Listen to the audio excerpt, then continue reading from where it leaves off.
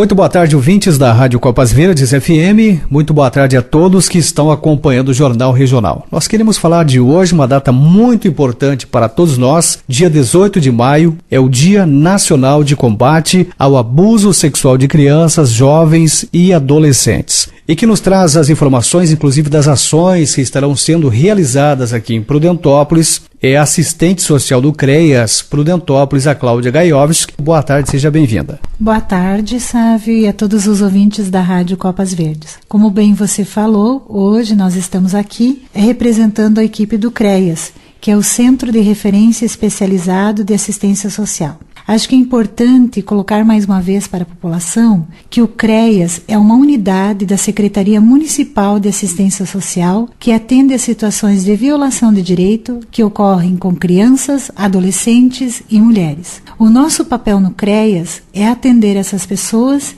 e acompanhar de forma que elas possam romper com o ciclo da violência. E também não reproduzir novas violências, porque muitas vezes as vítimas podem se tornar futuros agressores. A unidade do CREAS, acho que vale ressaltar, ela fica na Rua Coronel João Pedro Martins, 968, no centro do nosso município. E hoje, para nós que trabalhamos nessa área, é um dia, sim, muito importante, porque no dia 18 de maio de 1973, uma menina chamada Aracelis foi raptada, drogada, estuprada, morta e carbonizada. Ou seja, ela foi assassinada de forma violenta, né? E após esse fato, foi instituído pelo Congresso Nacional o dia 18 de maio como sendo Dia Nacional de Combate ao Abuso e Exploração Sexual de Crianças e Adolescentes. Qual a importância de se ter no nosso país uma data como esta? Muitas crianças e adolescentes continuam sendo vítimas de violência de toda ordem, inclusive abuso sexual e exploração sexual. Um dos intuitos deste dia é chamar a atenção da população que fiquem atentos e sensíveis com as situações de violação que as crianças e os adolescentes podem estar sujeitos, auxiliando muitas vezes no rompimento desse ciclo de violência. É preciso, para isso, que a população desenvolva um olhar de proteção, não só a população, mas a família, a comunidade, né, em geral, para que essas vítimas elas consigam acessar a rede de atendimento. A rede de atendimento, o Conselho Tutelar, a Saúde, o CREAS e os demais equipamentos que o nosso município oferece. E também, o dia 18 de maio, ele tem, inclusive, o intuito de provocar na rede de atendimento o planejamento de ações para esta questão. E quando a gente fala de rede de atendimento, é a saúde, é o CREAS, é o Conselho Tutelar, né, em geral. No nosso município, estas ações elas já foram planejadas e estão acontecendo. A população prudentopolitana, desde o início de maio, ela já está acompanhando uma série de entrevistas a respeito do tema. Então, durante todo o ano, não vai ser só agora no mês de maio, mas durante todo o ano, as ações elas vão se estender, elas continuam. Por meio de palestras nas escolas, nós temos a intenção de atingir os professores, os pais, os responsáveis e os alunos. A nossa meta é alcançar mais de 20 escolas. Então, no dia de hoje, já pela parte da manhã, né, nós já estivemos com o PROAN, com o SEMEAR realizando ações, né, com as crianças e os adolescentes que participam do serviço de convivência nesses locais. E também agora à tarde, na sequência, vamos retornar e estaremos fazendo atividade. Logo mais à noite, nós estaremos ali no Centro da Pessoa Idosa, Alvino de Paula Santos, né, para falar com os responsáveis dessas crianças. Então, são várias ações que vão ser realizadas e é isso que o dia 18 tem esse intuito, é que provocar na rede de atendimento ações e que essas ações possam alcançar a comunidade, a população em geral, para que se crie um olhar, sim, de proteção em relação às crianças e aos adolescentes do nosso município. E na sequência desta matéria, representando a equipe do CREAS Prudentópolis, eu converso com a psicóloga, a Luciana Mel, que também participa com a gente.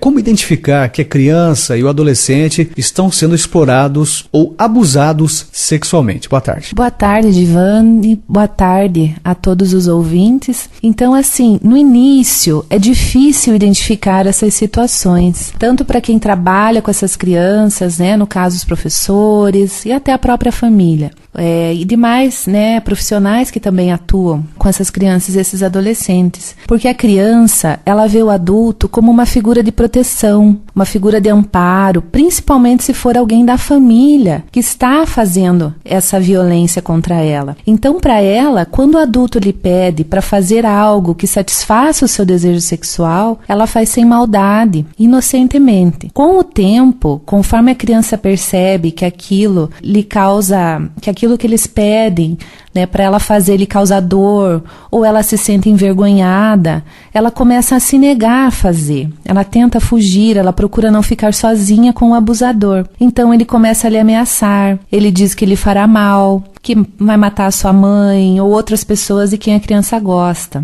Ainda, ele pode fazer essa criança se sentir culpada, né, por ser abusada, dizendo que foi ela que se insinuou, que foi ela que se ofereceu. Então, aqueles momentos em que, né, do abuso, eles causam, além de um sofrimento físico, um sofrimento psicológico. E a criança, ela começa a mudar o seu comportamento.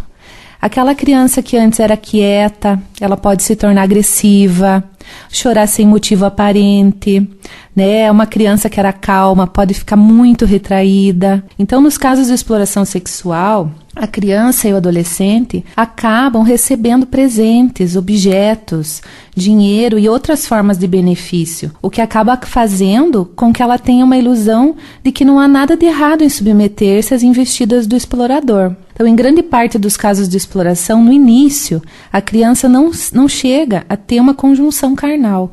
Ela é levada a tirar a roupa em troca de um brinquedo, né, em troca de tocar as partes íntimas do explorador, ele dá um dinheiro para ela, um doce. Então são trocas, né, que vão sendo feitas com essa criança e ela acaba sentindo que ela tem um ganho. Depois que essa criança e esse adolescente já estão acostumados a se beneficiar com essas situações, pode começar o abuso, né? Nesses casos, os pais eles precisam estar atentos. Então, em ambas as formas de violência, o principal indicativo é o comportamento das crianças e dos adolescentes. Para prevenir essas situações, a maior arma é o diálogo, a comunicação aberta, a afetividade e a participação na vida dessa criança, desse adolescente. Né? Então, sempre que o seu filho aparecer com uma dúvida, quando ele pedir para conversar, deixe tudo o que você está fazendo e escute, lhe responda. Né? Se você não souber, às vezes, o que responder, diga que você vai procurar a resposta, que vai falar com ele depois. Nunca deixe de dar atenção ao seu filho, tanto no que ele fala, como no comportamento, né? Pois outras pessoas mal intencionadas, elas podem chegar nele através dessa lacuna. Então, vamos juntos, né, dar as mãos para que a gente diminua esse índice no nosso município e também em todo o nosso país. Meu muito obrigado a todos e um bom dia.